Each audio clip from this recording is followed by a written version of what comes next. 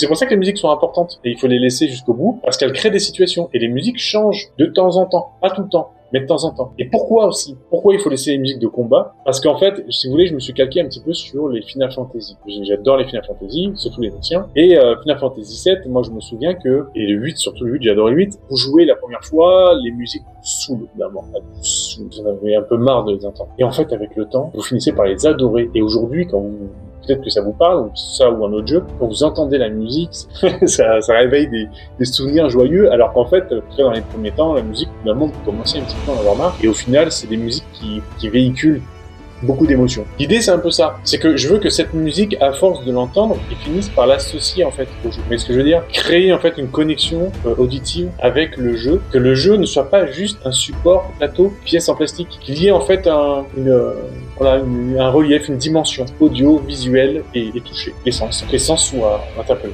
C'est pour ça que c'est très important, vous, en tant que maître du jeu, de toujours garder vos joueurs dans l'ambiance. C'est très important.